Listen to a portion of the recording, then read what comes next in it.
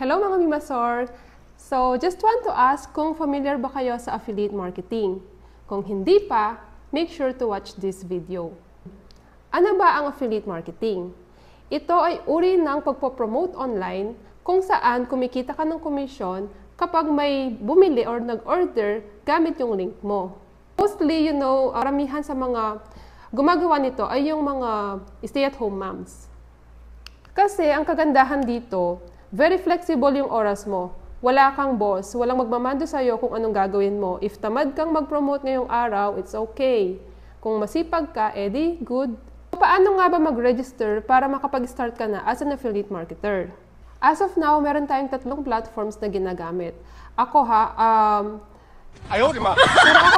kasi, focus lang ako dito sa 3. TikTok, Lazada, at Shopee.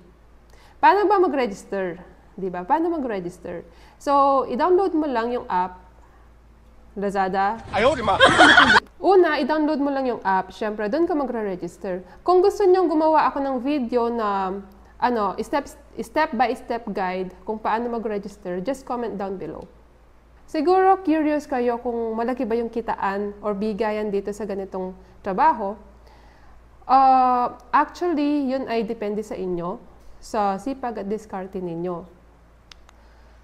Kung tambay kayo sa Facebook, siguro napapansin ninyo yung mga dumadaan sa FYP ninyo na mga random videos, Chinese videos pa nga minsan, tapos may mga link na kasama. Or mga review posts, tapos may mga link na kasama. Yun, isang way yun kung paano mag-promote. Mas maganda kung meron kang sariling page or kung malawak na yung community mo, mas easy na lang para sa'yo yung mag-promote, di ba?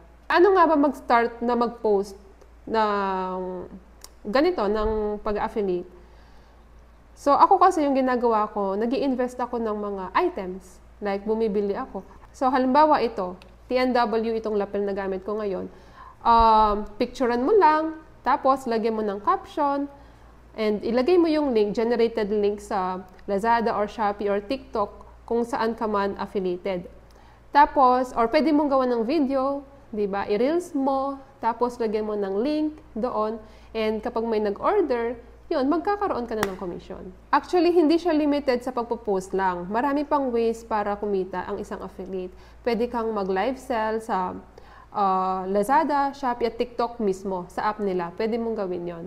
Gagawa ako ng separate video, i-explain ko kung ano yung mga pros and cons ng bawat platforms.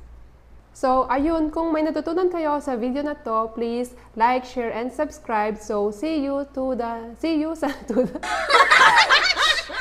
sa next video.